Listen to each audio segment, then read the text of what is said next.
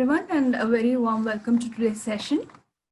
This is the Quintessence of Being, Examining Existence and Experience course, organized by the Consciousness Studies program at the National Institute of Advanced Studies, Bangalore.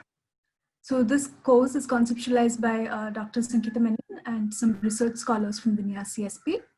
We are very glad to have all of you here today. Today's topic is what makes art artistic? Insights from Indian aesthetics. This is given by Amrita M.K. So I'll just introduce Amrita. Amrita M.K. is a research associate with the Consciousness Studies program at the National Institute of Advanced Studies. She has bachelor's in English literature from Lady Shri Ram College for Women, master's in English literature from Miranda House. She is currently enrolled as a PhD scholar under Professor Sankita Menon. Her research interests span across the areas of literature and art criticism, mainly in exploring Indian aesthetic theories and performing arts. She's pursuing her doctoral research in understanding the aesthetic experience and appreciation of art forms. So a very warm welcome to you, to Amrita, and we are looking forward to your talk. Please go on. Thank you, Meera, for that kind introduction. I would like to thank Sankita ma'am for this wonderful opportunity, and also Meera for inviting me for this particular lecture. And I thank all of you who are present here and who have joined for this presentation. Let's go directly into the presentation. Niharika, can you share the slide? Do I have to say?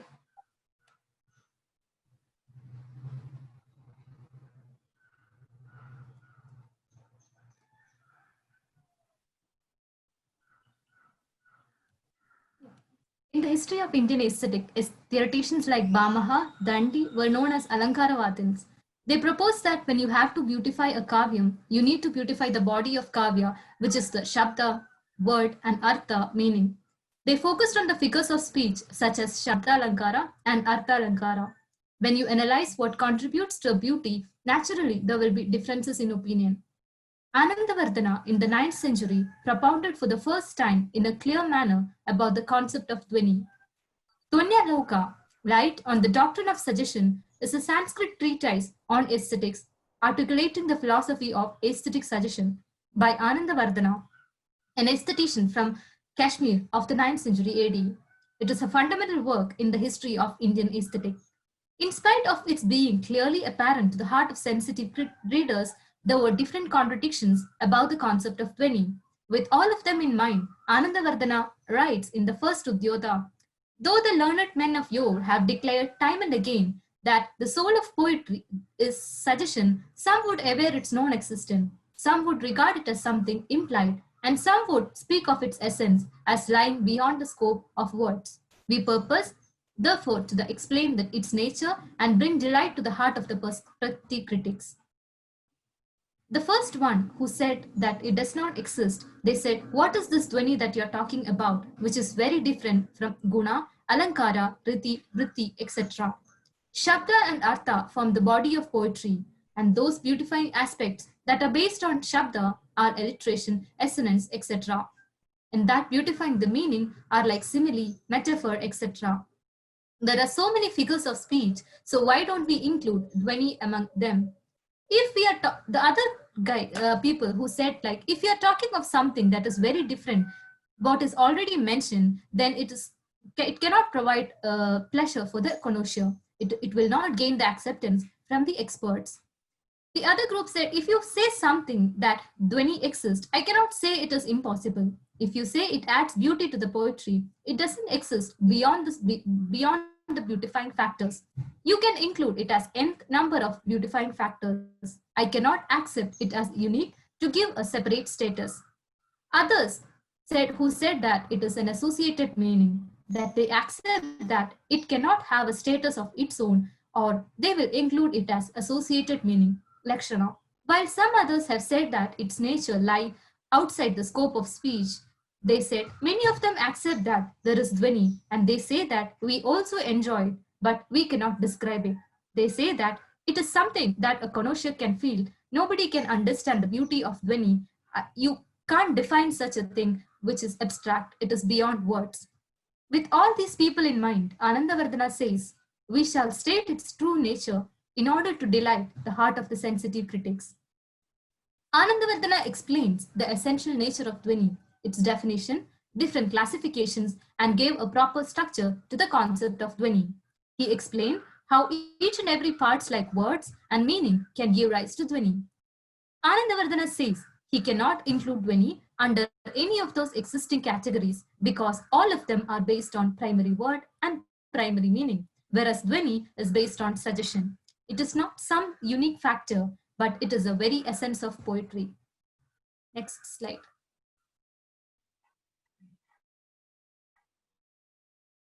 Of the 9th century AD. It is a fundamental work in the history of Indian aesthetics. In spite of being very clearly apparent to the heart of the sensitive readers that there are different contradictions about concept of dhwani, with all of them in mind, Anandavardhana writes in the first Udyota, though the learned people of yore have declared in time and again that soul of poetry is suggestions, some would aver it's non-existent, some would regard it as logically implied, and some others would speak of its essence as lying beyond the scope of words. We purpose therefore to explain its nature and bring delight to the heart of the perspective critics. So as we see here, some of them have claimed that to be non-existent, and their main argument was, what is this dhwani that you're talking about, which is very different from the gunas, alankaras, and riti?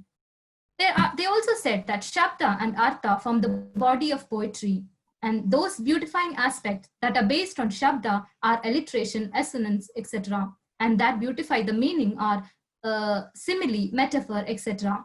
There are so many figures of speech, so why don't we include dhwani among them? There were others who said that if you're talking of something that is very different from what it has already been mentioned, it cannot provide the aesthetic pleasure for a connoisseur because it will not gain acceptance from the experts. Others who said that even if you say that there exists dhwani, I cannot say it is impossible because if you say it adds beauty to the poetry, it doesn't exist beyond the beautifying factors. And you can include it as some nth number of the beautifying factors, but we cannot accept it as unique to give it a separate status. The other group who said that it is an associated meaning were called Bhaktavatins, and they accept that it cannot have a status of its own, or they will include it under the associated meaning, which we will discuss in the further slides. While others, some have said that its nature lies outside the scope of speech. So many of them accept that there is dhwani. They say that we all enjoy it, but you can't describe it. That they say it is something that a connoisseur can feel, nobody else can understand the beauty of dhwani. You can't define such a thing which is very abstract. Therefore, it is beyond words. With all these people in mind, Anandavardhana says, we shall state its true nature in order to delight the heart of sensitive readers. Anandavardhana explains the essential nature of dhwani, its definition, different classification, and gave a proper structure to the concept of dhwani. He explained how each and every parts like words and meaning can give rise to dhwani. Anandavardhana says he cannot include dhwani under any of those existing categories because all of them are based on primary meaning and primary word, whereas dhwani is based on suggestion. It is not some unique factor, but it is in fact the very essence of poetry. Next slide. As you see in this picture, you can see a monkey who's hanging on the climber, and there is another monkey who is eating a berry. Next. As soon as an enemy comes to attack the other monkey, the monkey on the top makes a present sound, which you can imagine whatever sound that you want as denoting for that enemy. As soon as the other monkey makes that sound, the monkey who was eating the berry just runs for its life and enters to the top of the tree. Next. Next. So what we saw here is that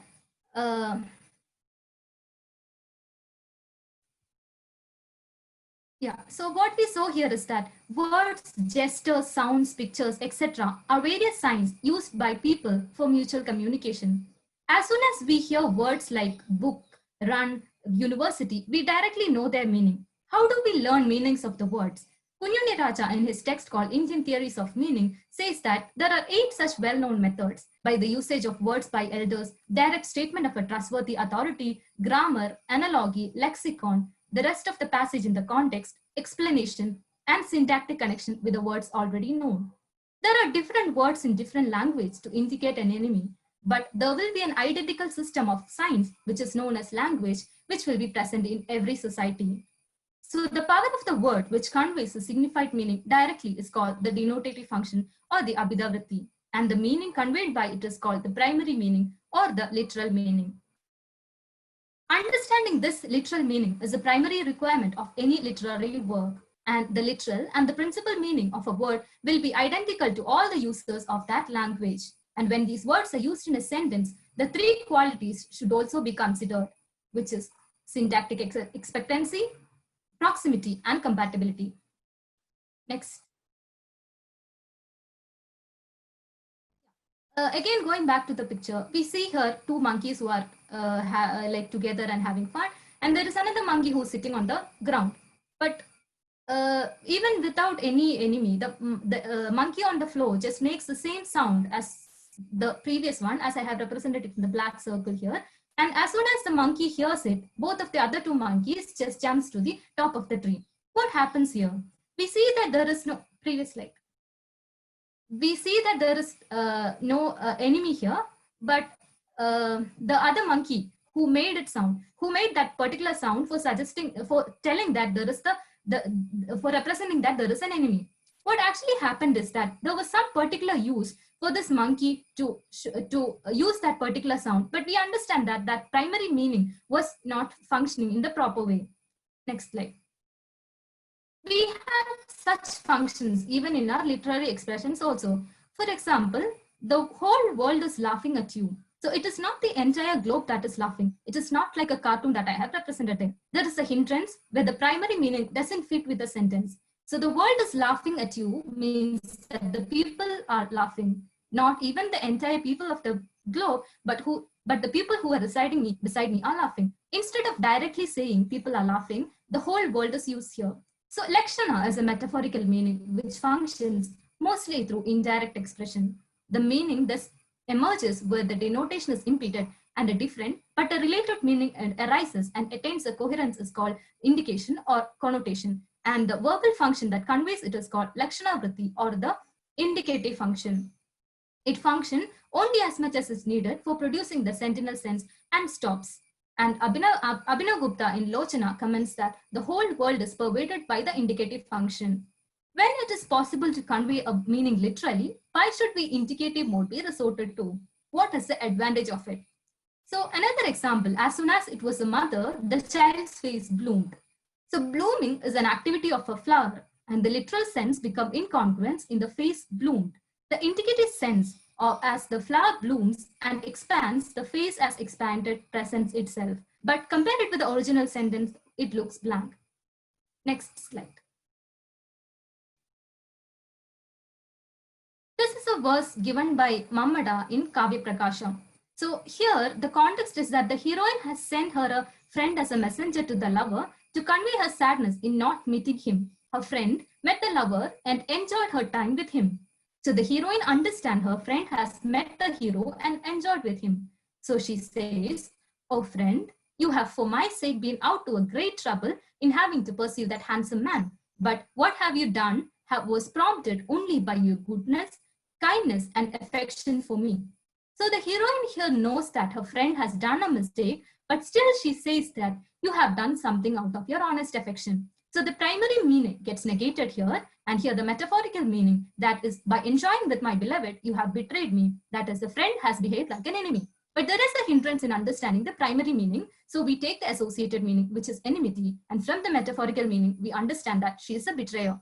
Can a poet use any other words here? So in this particular case, the heroine wants to suggest that she has betrayed her, but with the intention that only her friend should know that. So if she had directly called her a betrayal, the some others who are standing beside her will also understand that she is a betrayer. We have seen that indicative function is limited. Its stipulated task is over with modifying the meaning of the sentence as to be congruent. But all the meanings emerging from the context is not yet over. For the series of meaning that proceeded henceforward as benefit, a different function of the word is needed. This is called the suggestive function. Next slide. Therefore, Anandavardhana says that there are two divisions for meaning. which is Vachya, the primary aspect of it, which gives you the Vachyartha, and Pratiyamanam, which is the suggestive aspect of it, which gives you the Pratiyamanartha. In the example, as soon as its soul's mother, the child's face, bloomed, the advantage emerging from the bloomed is not perceptible to the denotative or indicative function. That is, the child's happiness, joy are presented by the word suggestive function. We also understand that the hero, in the previous example, that the hero has done the mistake. We understand about this from the suggested meaning. When a poet takes to the indicative mode, immense advantages are perceived, and it is that chiefly attracts our minds. So this suggested meaning arises in some places after the literal sense is understood, and in some others the indicated sense is understood. In all the contexts, there is no rule that the suggestive mode should function only once and then it ceases. One suggested sense may lead to the another, that to another, and so on. So due to the power of the context and according to the reader's imagination, a series of suggestions may arise. Depending upon the nature of the suggested sense, it is divided into Vastudhvani, that suggest a fact, Alankaradhvani, that suggests figures of speech, and Rasadhvani. Rasadhvani is where the rasa gets the prominence in a sloka. Rasa can only be suggested. Rasa can never be known through the literal meaning. So if I say that rasa is known through the primary word, then if a word hasya is mentioned, we will be able to understand that hasya rasa, but that is not the case. We haven't mentioned, even if we haven't mentioned the word hasya, even then we feel the rasa. So we can see that rasadhvani is different from the primary meaning, but facts and figures of speech even then can exist in the primary meaning. So primary meaning is important because suggestion cannot exist without primary meaning, but it is beyond primary meaning. Next slide. Dhvani in general is two sorts. The literal sense, which is not intended, which is known as avivakshita vachya, and where the literal sense is intended but subordinated to a secondary meaning, which is like vivakshita anyapara vachya dhvani. So this is an example for avivakshita vachya, which is also known as lakshana mula dhvani, where the primary word you won't go to the direct meaning there because there is a hindrance in understanding the meaning. So we don't negate the word, instead we go to the indicated meaning. So there is a usefulness for that word, but that usefulness should be able to connect it with the beauty. Then only it becomes a dhvani kavyam. The verse goes like this: the sun has stolen affection from the moon, whose circles now is dull with frost, like a mirror, blinded by birth, shines no more. So moon is not shining. What happened? It is the dawn there. So in the dawn, the sun has to rise. Because the sun is rising slowly and the sun's brightness is so much better than that of the moon's brightness, the sun removes the beauty of the moon. Besides this, the moon is completely covered with frost, as if it is blinded by breath. So a beautiful smiley has been given here. Suppose that moon is like a mirror. Imagine that if you are taking a bath during a hot winter in a hot water, and if you look at the mirror immediately after the bath, we can see that the mirror is completely covered with water droplets. You can see that completely through that. You can't see completely through that. And there is a layer of water droplets on it. So when a mirror is covered with droplets, it cannot show you anything. Similar is the condition of the moon. You will get the meaning from the word andha or blind. Here you completely negate the literal meaning blind. So literally it means there is no sight. But moon is a known living object and not a sentient being for it to lose its sight. So there is a hindrance in understanding the primary literal meaning. Thus we move to the indicated meaning, where the mirror is not as if completely gone. You can still see a vague reflection. It's not completely blind. So the uselessness of such a mirror which can't reflect, it is suggested here, which means after the dawn, there is no use for the moon either. To get that dhvani, we have to look into the context, but here we see the beauty of suggested meaning. Next. So here the literal sense, the other example is the other division is that of vivakshita anyapara vachya dhvani, where is known as the suggestion of extended denotation, where the literal sense is not discarded. So it becomes congruent with the existing context, but it does not fit with the rest of it, but it is used to express a suggestion. And the verse is like this: when the heavenly visitor was speaking, Parvati, standing with a lowered face beside her father, counted the petals of the lotus in her hand. So when Narada visited the Parvati's father with Shiva's case, so the Narada was speaking to her father. She stood with a lowered face. She had a lotus in her hand, with which she was playing.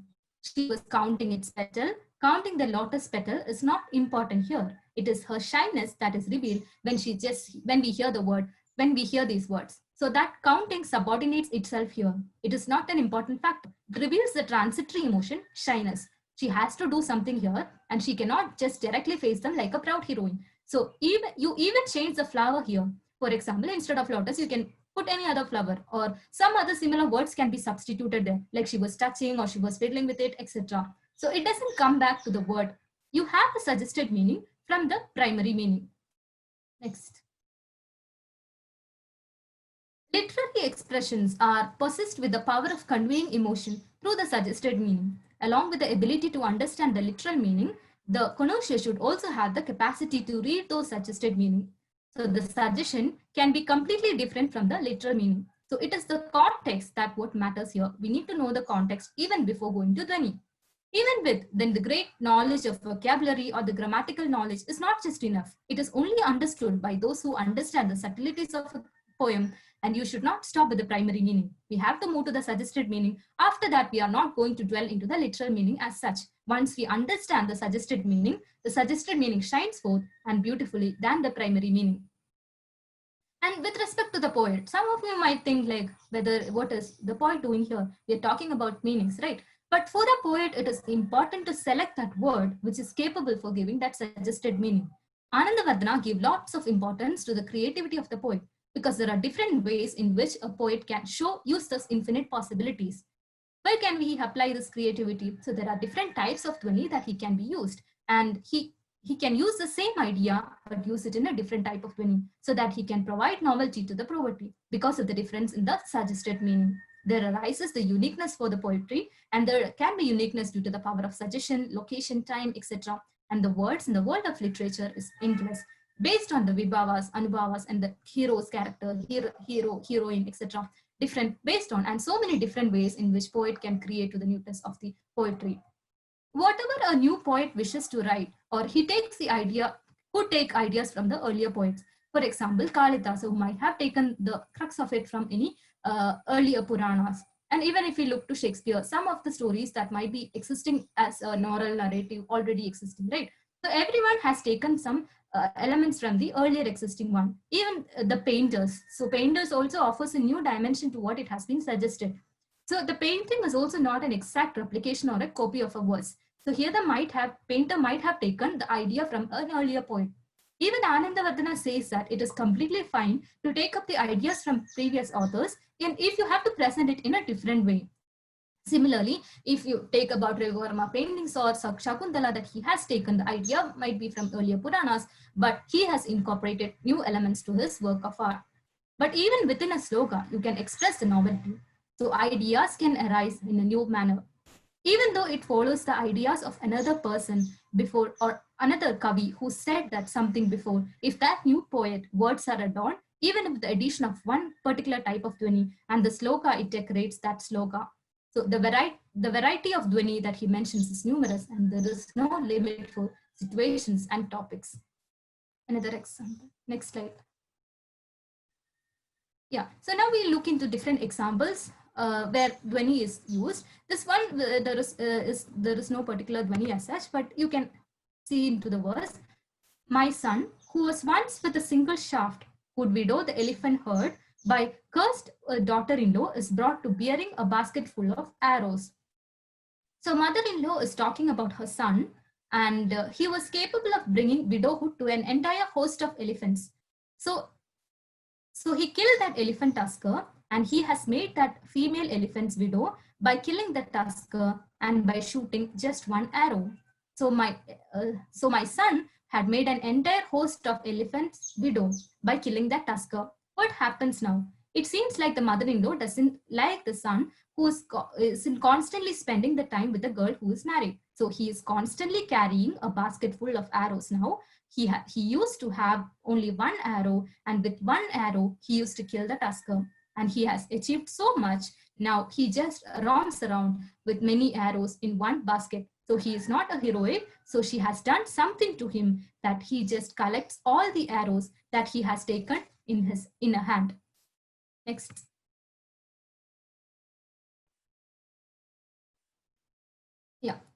A merchant, this is another sloka. So this is an example for Swata Sambhavi, the natural mode of presenting what is found in the world as it is.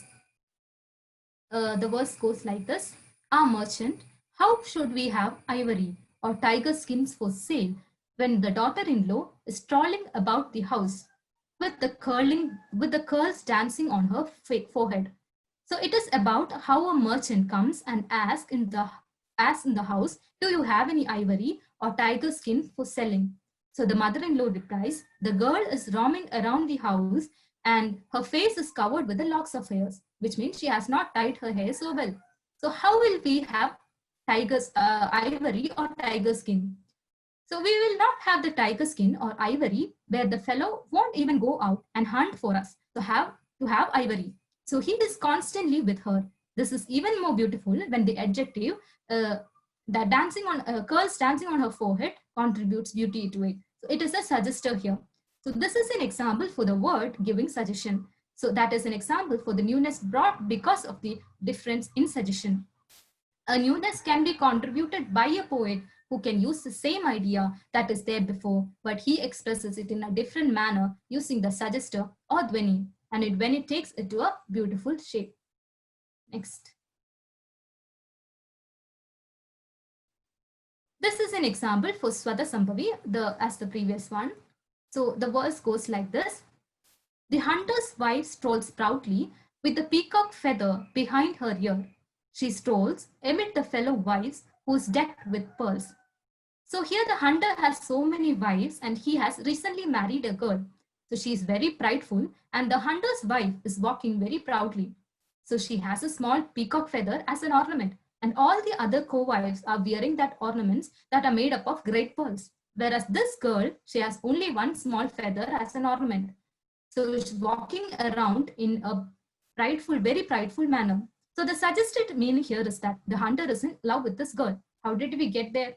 So he was not attached to when he was married to the other women. But this hunter is so much in love with this girl that he has not time to even go for hunting. Whereas when he was married to the others, he used to hunt a lot.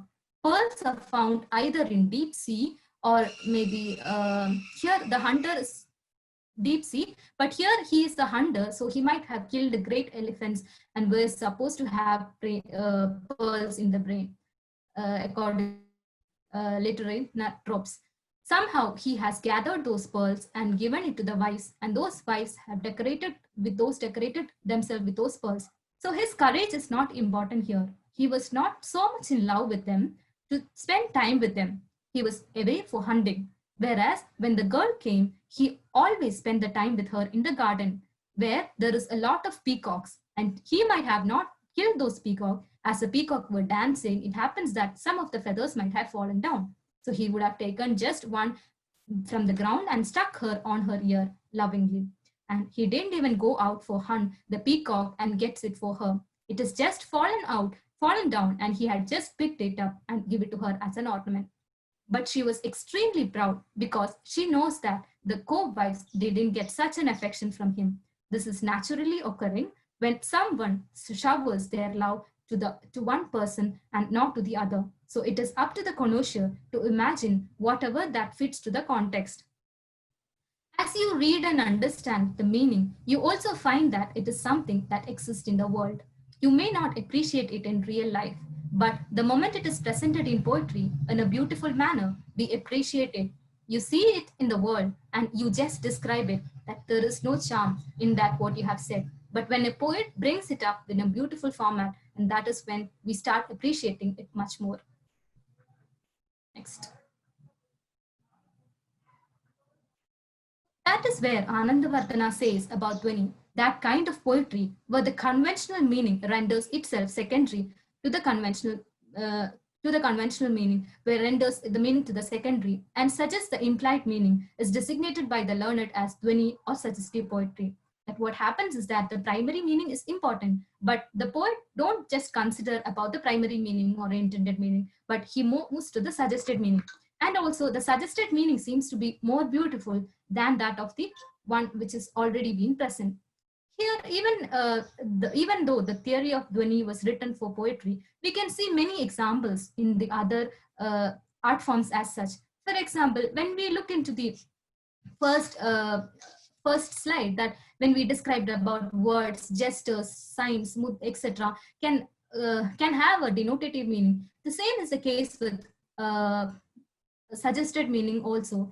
Like for example, if you take dance form, you have the primary mudras in many of the cases, but beyond that, it is able to suggest something. And also there is this capacity to generate more than one meaning, enables the artist to create multi-layered works of.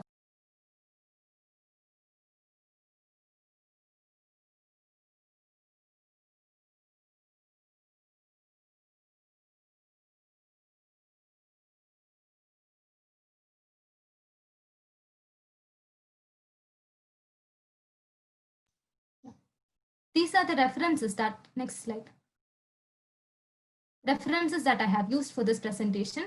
And I have used the translation by Ingalls for the Sanskrit, for the English translation of the Sanskrit verses. And I would like to thank Sangeeta ma'am for giving this wonderful opportunity, and Shankar sir for this valuable support and guidance. And I feel to acknowledge the indebtedness and deep sense of gratitude to Meera, Niharika, Abhishek, and Ashwini for all the support. Thank you.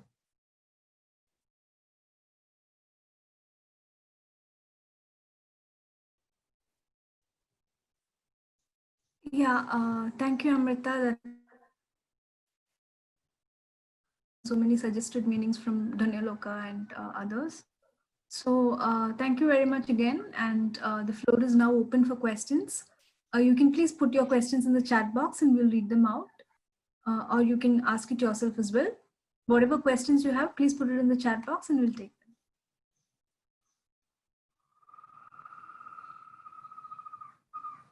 them.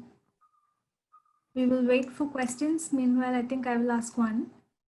I was wondering, while you go through all these Sanskrit texts, especially when it comes to suggested meanings, how far is the cultural context important to understand these meanings, and how do you go ahead and get the suggested meanings? Like, it could be, is it completely out of your could you use your imagination to understand suggested meanings?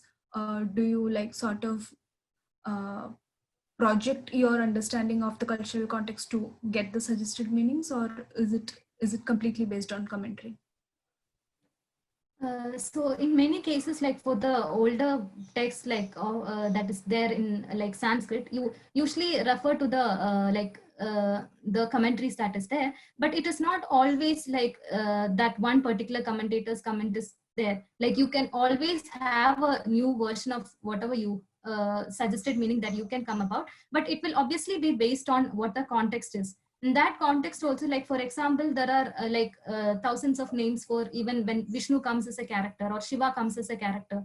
But with respect to Sanskrit, each word has a meaning, like the etymologically it means. So when, for example, if a verse that uses like Vaidehi, or instead of like Sita, there was one particular verse. So there the poet intentionally uses that word, because instead of using Sita, he might have used Vaidehi to show that he was the daughter of this king. So that along with that meaning, you get so many other meanings attached with that. So that to use that, so every particular word that a poet uses is actually important in Sanskrit. Not just you can have and also the context is also important. Like for example, if a new commentator comes about a new meaning, then also you refer to the whatever is the the whole text, not just that particular verse.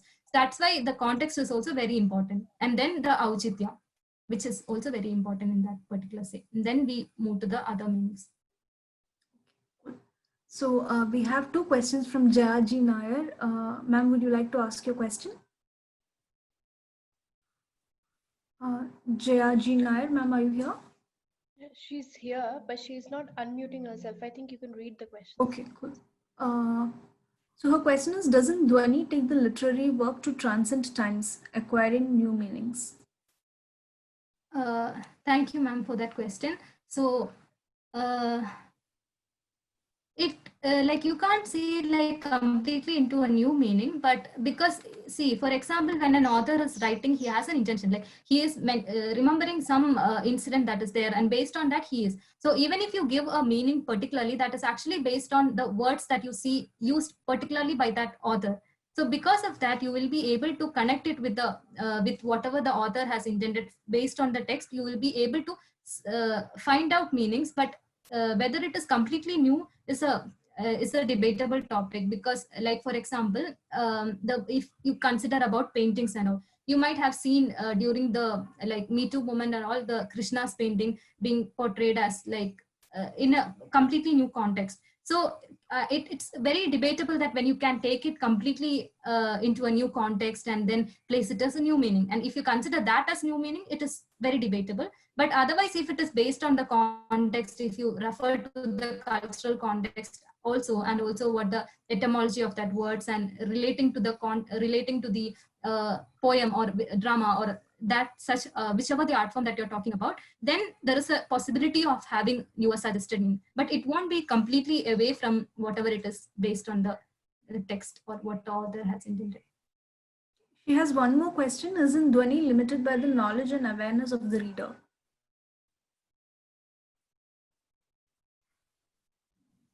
Sorry? Is She has one more question.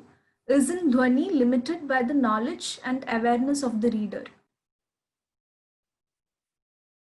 That's why he said, like for example, it's given importance to the connoisseurs.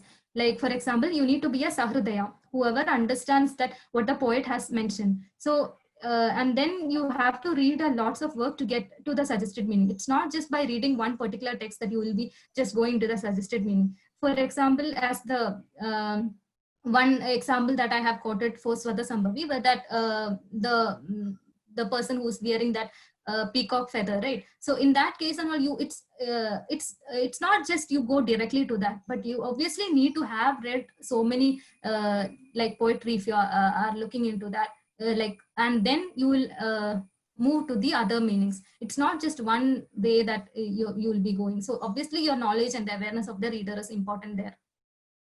Okay. Dilip has a question. Dilip, are you here? Yeah, hi. So I want to know what is the importance of Dhvanyaloka Lochana of Anandavardhana. So, I mean, of Abhinava Gupta rather. So Dhvanyaloka of Anandavardhana, is it not understandable by itself? So what was the need of the commentary of Abhinava Gupta? That is my question. Thank you, sir. So, with respect to Dhvanyaloka as a text, he has given so many verses there itself. But it is Abhinav Gupta who gives you, for example, the suggested meaning. When you just directly read that particular verses that is being written in Dhvanyaloka as such, you might not be able to get all the suggested meaning is there. So there, Abhinav Gupta stands as a commentator. He helps us to understand all those verses with the suggested meaning. And beyond that, it was Abhinav Gupta who also brought about how the Dhvanyaloka concentrated mostly on the textual work, but from the suggested meaning, it was Abhinav Gupta who had taken to the theory of rasa, which is like one of the most important concepts in Indian aesthetics. So it's from Dhvanyaloka to the Lochana that what Abhinav Gupta had taken it forward to describe how the rasa is not just in the not just in the poet or not just in the work that is there. Like for example, earlier many people described that the rasa is there in the reader, and some of them said that you can identify rasa based on inference or something that is called as anumana. But it was Abhinav Gupta who said, or in his rasa theory, that for the Lochana, he talks about it is not based on the inference or anything, but it is also seen in the case of the connoisseurs as such, or the people who are there, who are reading those works. So it's in them also. So how this happens here is that so for when you're almost all these incidences happen in our daily life also. For example, as I gave the examples of that in the very beginning about how a meaning denotes something, right? That also happens in our day-to-day life also. But when it comes to an artwork or a poetry, that you have to distance yourself from that, whatever. You don't have a personal attachment with whatever it is. So for example, in that case of monkey, that monkey reacted it accordingly because it was some use for that particular monkey. Because of that, it reacted like that. But when you comes to an artwork, it's not work based on like, there is a distancing that you have to do with that work that is there. So that all those things was brought up by the like Dhvanyaloka Lochana. That's why it is considered as one of the important texts. Okay, thanks, Amrita.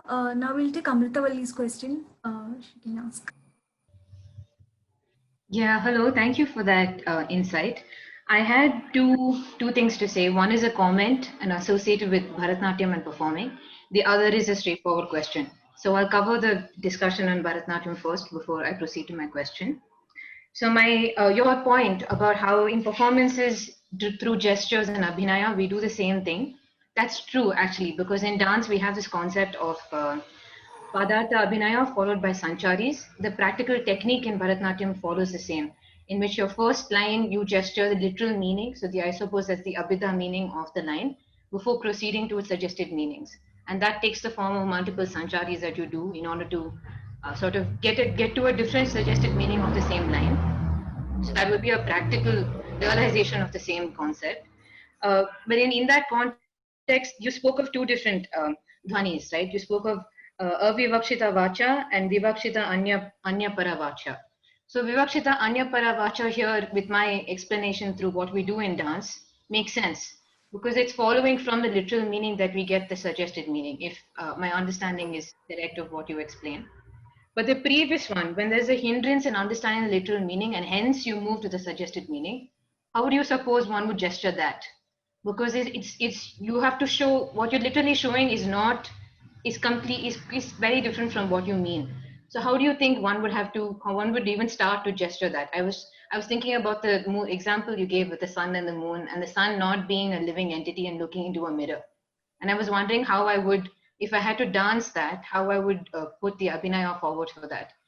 So it seems like it's still, there's a lot left to the imagination of the audience. The audience has to realize the word, like they have to listen to the Sanskrit word Surya or Chandra and realize that that language refers to an inanimate object, refers to the sun, doesn't refer to an animate object, therefore make the deduction. So it feels like in the earlier case, one really needs to know the language. So this leads to my question, which was that, do you think the dhvani in a piece, in a literary work or a Sanskrit work, can still be preserved when the piece is translated? All of the examples that you gave us just now was the English translation of the verse. But we were still able to figure out, we could understand what you meant by suggestion because of, in the case of the peacock feather and so on, because the context is still maintained, the context and therefore the allied meanings are still maintained. Even though you didn't read out the Sanskrit words, we didn't even know what the shabdas were that denoted them. So do you think, and even in translation, dhvani can be maintained, and therefore, you don't really have to know the language of the piece being presented in dance or the poetry that you're reading, you don't have to know the language, as long as you can understand the secondary meaning in some other language or the context. So what would be your thoughts in that? Thank you, Amrita, for that question. So with respect to the first question about how do we say or convey the avivakshita vachya or the Lakshana Mulla Dhvani in Bharatnatyam or any such performances. So if I take some examples from our day-to-day life also, like that is what you represent or recreate in a dance form, right? So if a mother says a child not to do something, she might obviously say sometimes, yeah, if she says that don't go for like playing out, she can just sign it, yeah, you go, and in that way, right? But she might what she suggests is that you don't have to go there, but she might just say that go, right? Like that instances you can still find it in the avivakshita vachya dhvani case also in performances. Then with respect to the other question, yeah, translation. So as I have said, like dhvani is not just one type. So it is divided first into avivakshita vachya and vivakshita vachya, like the Lakshana Mula and Abhidha Mula. So with the Abhidha Mula, it is again divided into Samlaksha Krama and Asamlaksha Krama. Samlaksha Krama, where you know how that functions, and Asamlaksha Krama is what's for the rasa. Like you don't particularly say how, you can't actually pinpoint it as something that is happening. And then within that, it is again divided into Shabda Shakti Mula and Artha Shakti Mula. So the Shabda Shakti Mula, it is actually difficult to translate. So when you look into any like good translations of it, it is like the most of the translation won't work like well, because you will have one side intended meaning, and on the other side you will have the two meanings on the other side. Because in Sanskrit, the same word you could have two different meaning, but when you translate it, you have to separately like write both of them in two different sides. Even I have referred to the Malayalam translation also. So there also it's not easy, even if it is an Indian language also, like not just English, but it's for most of the people it is very, very difficult to translate Shabda Shakti Mula Dhwani. But even in Nias, we have Shangaso who translate many works. So I have seen him translating some of the verses in Kannada to other verses, and it's a very difficult process. But there are people who does it, but most of the people, it's very difficult actually in the case of Shabda Shakti Mula and Artha to translate.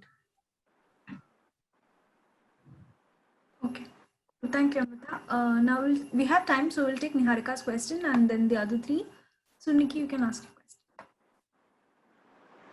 I just had a basic doubt. When you say that you have an intended meaning, like you were saying the verse about the hunter, and you said that the new girl that the hunter is interested in just wears one feather, like that peacock feather, and the others wear a lot of jewelry, like his wives wear a lot of jewelry. But that's an intended meaning. Like, is that intended meaning just by you, or is it like because I can also translate it in some other way. By saying that, okay, the girl doesn't need ornaments, she thinks she's better than the others. Like, what if I translate it like that, or in some other fashion, because there can be 2-3 intended meaning out of the same verse. So what like, is it possible, or what, there should be just one intended meaning? Thank you for Niharika. As I have said, like it, you could also like explain it in various different ways. But what the explanation that I have used is from the Abhinav Gupta's Lochana commentary, and there why he's saying this, it's because of the Sringara also that he's portraying there, right? So he wanted to show that the hero wants to show that the love between the heroine. So that is also suggested there in when other verses or the coming slides, coming verses are also taken together. It might lead to some other meanings as such. So you can have, but that's why we need to know the context of why we are like analyzing it in particular like format. So if you say that it's not based on love, she was very proud girl that she was walking, and it is possible. But how we deduct it to one particular kind of narrative, it is based on the context, and even there it is not just restricted to there. So that's why I said a series of suggested meaning could arise. So it's not just this one particular thing. Every person can have a narrative, but that is based on the text or the words that is being described there. Samita, we'll take Surya's question. So my question is that, can you tell about suggested meanings in stories? Like, can you cite an example of suggested meaning used in a story? That's all. Thank you, Surya, for that question. So I don't like remember any story right now, but I can suggest you some examples for that.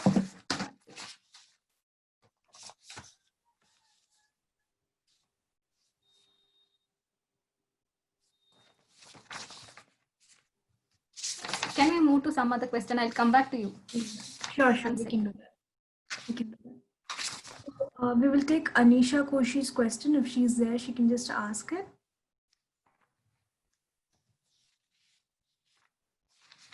Anisha? Okay, I'll just read it then. Putting reader response theory, or maybe death of the author, can the suggested meaning completely depend on the reader's subjectivity without ever considering author or poet's intention? Doesn't intentional fallacy come into play otherwise?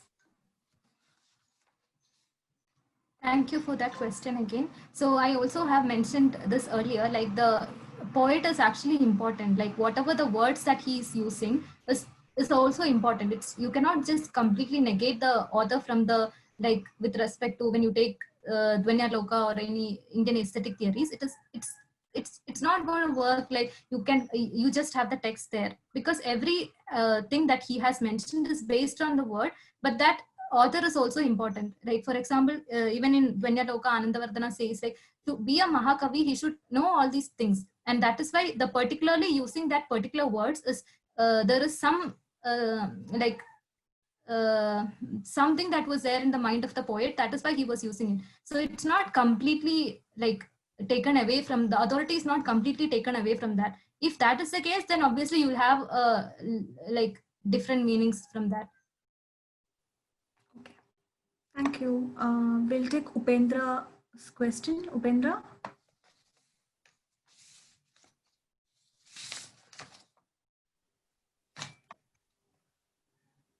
Yeah.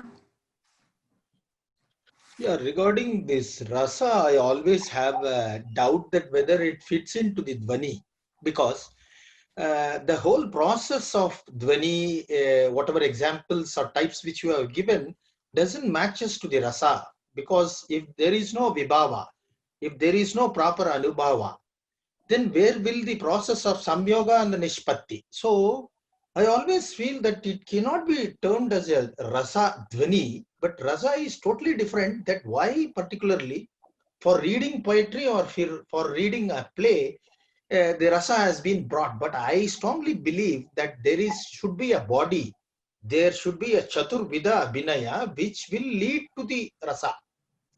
So this is the very basic question which I always have, but again and again, the examples and the theory is towards the other way, that they deem into, there is no reverberation. It is like revelation.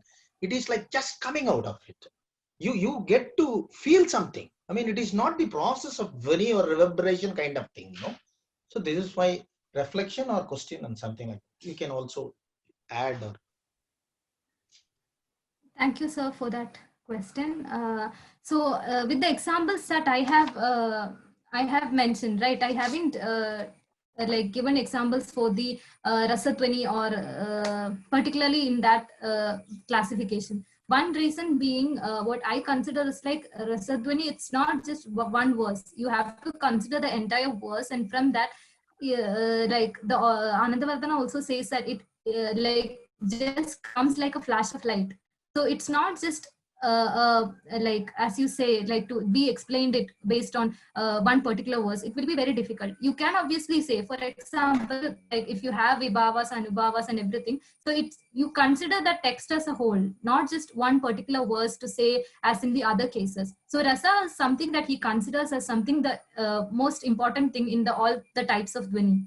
So why he considers is that it's not a symbol. All these elements, like for example, all these examples that I have quoted right now will somehow nourishes the rasa that is there as the total of the whatever is being represented in that text. So it is not just a one moment of it, like having one sloga or one verse that you read. Based on that, you will be understand. It's not that case. You have to consider about the whole structure of that story, and then at some moments you will have that moment. That's what I understand.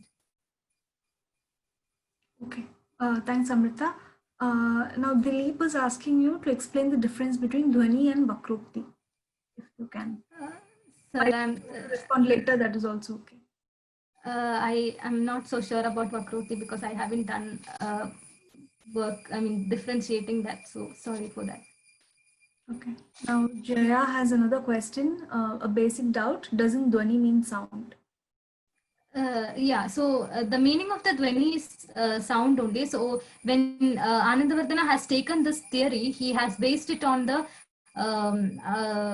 Bhartrhari's Vakyapatiya. So there you see how the sound is being produced. So that is from where he has taken. So the word meaning of dhvani is sound. But when you look into the theoretical aspects of it, when you give that in that terms, it's mean as suggested meaning. And in the dhvani theory, or the words that you are suggesting, that suggester, that is called dhvani. And whatever you're suggesting, that is also called dhvani. Then the whole text, that is also called dhvani kavya, if it has dhvani. So it's not just one particular thing that you mentioned as this is dhvani. Okay, great. So I don't see any other questions. If there are more questions, we will open the WhatsApp group and you can definitely ask them there and Amrita will respond. Amrita, do you want to respond to Surya's question? Yeah. So this also is another poem only. So it is an example for Arthandara Sankramitam, where the Rama is separated with Sita, and the verse goes like this. The white heroine circles against the dark clouds that paint the sky with their wet luster. Winds carry the small rain, and the peacock friends of the clouds cry out with joy. Let all this be. My heart is hard. I am Rama. I can bear it all. But Vaidehi, how will she live? So alas, my queen, also be brave. So here the word Rama is important. It's not just about just the Rama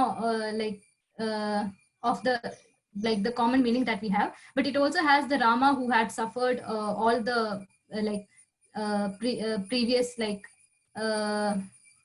troubles in his life, and that is the Rama. So it means that he is able to tolerate all the pains, but he's not sure how Sita, and instead of Sita he has mentioned Vaidehi, so she is going to suffer. So the meaning here, instead of Rama and the Vaidehi that is being used, also again changes to some other context. And then there are also examples for Dhwani, even in one of what I am doing for my PhD is about folk performing arts. So in all of them also, like for example, Tera or Teyam and all, you could see those examples there, even in such performances also. So if you could consider one example that from my field is like, for example, there is one particular Tera called, I don't think I can show you the video, but there is one particular Tera where they shows that where they show that there is a fire is being used in that particular performance. So that fire, when the two lovers is there and husband and wife, so the husband goes away and there is some other person who comes there, who comes to seduce that other woman. So what happens is that he's asking for a fire to light the cigar, bidi, what you call. So that fire as a metaphor don't just stands for just for asking, but it also represents how her life, family life is going to be collapsed in the later stages. So that particular, how that metaphors is being used as just even in such performances also, we could find such examples. Thanks, Amita. So now, if we don't have more questions, we will conclude the session and we'll take further questions if there are any in the WhatsApp group. Thank you, everybody. I want to for helping us organize this course, and Niharika, of course, for all the technical support, kinds of support all the time. And then Amrita for this beautiful talk, very focused and very nice. Also Ashwini and Abhishek for all their help and support. On the 1st of October, we will have the session by Dr. Saurabh Tudaria. He will be speaking on what is so touching about touch, engaging with experience. So we look forward to your participation there.